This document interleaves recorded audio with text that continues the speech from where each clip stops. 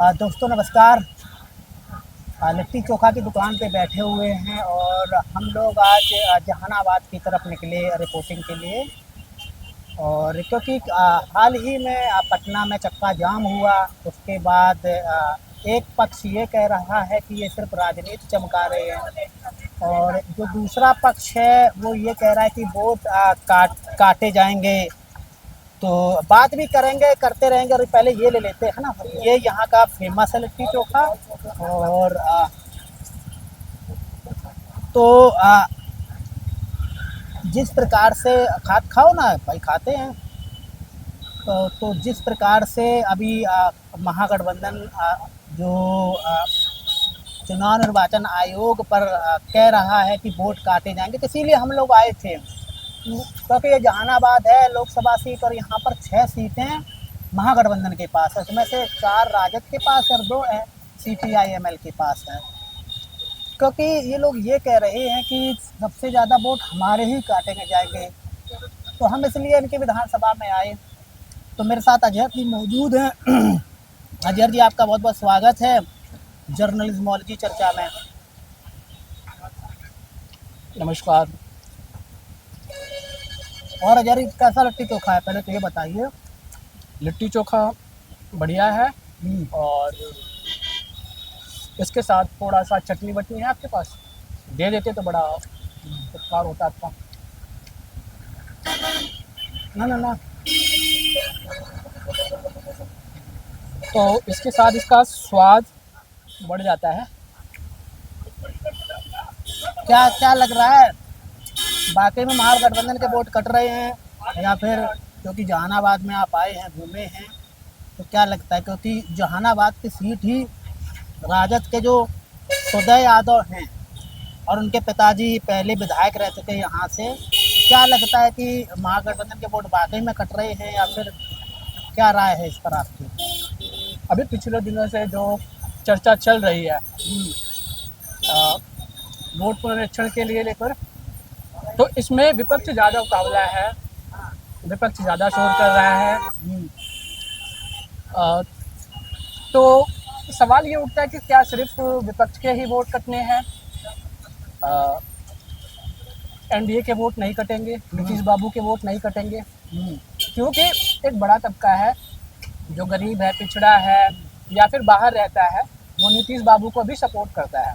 हालांकि बात करने पे भी कई विधानसभाओं में हमने बात की, तो वहाँ लोग दोबारा जो सरकार चाहते हैं वो नीतीश बाबू की ही चाहते हैं।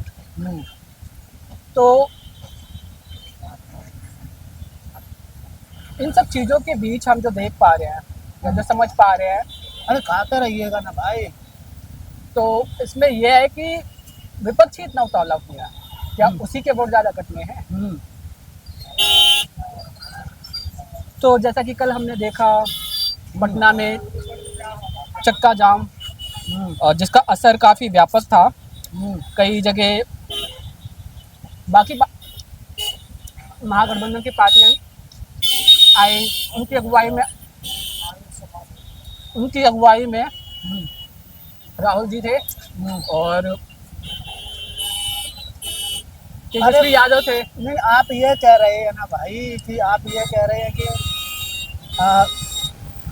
सिर्फ महागठबंधन के कटेंगे, लेकिन आप अगर यहाँ का बिहार का रिसर्च उठा के देख लीजिएगा, जितने भी शहरी क्षेत्र है, मोस्टली शहरी क्षेत्र है, और चाहे पूर्णिया हो, कटिहार हो, बांका हो, जो शहरी क्षेत्र हैं, और जो पटना हो, मोस्टली तो बीजेपी के पास जा रही हैं। अब वो उसमें जदयू के पास भी नहीं जा रही है। तो कहीं ऐसा तो नहीं है कि जो इलेक्शन कमीशन और जो बीजेपी की मिली भगत हो कि नीतीश को भी बाहर करना है, हमें अपनी सरकार बनानी। क्योंकि एक तबका है जो आज भी बीजेपी को, हम यहाँ पर भी बैठे तभी लोग कह रहा था यहाँ पर भी कि हम तो भैया मोदी के सपोर्टर हैं।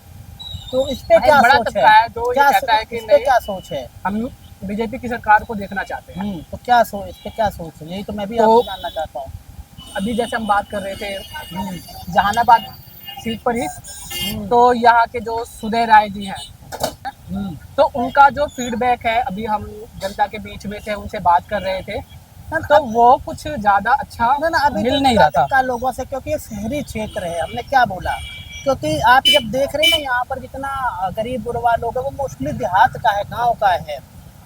तो अभी एक दो लोगों से फीडबैक तो मिला है कि वो हो सकता है नीतीश बाबू को पसंद करते हों, तो और भी बताएंगे। लेकिन आज का सवाल यही है कि क्या महागठबंधन के वोट कर रहे हैं? ऐसा तो नहीं है दोस्त, जो हमने देखा है अगर वोट कटेंगे तो उसमें महागठबंधन को ज्यादा डर है कि उनके वोट कटेंगे, जबकि बीजेपी ने हाल फिलहाल में सर्वे कराया था, जिसको अपना खुद का सर्वे था, जिसके अंदर रिजल्ट आया था कि वो बिहार का चुनाव हारने वाली है।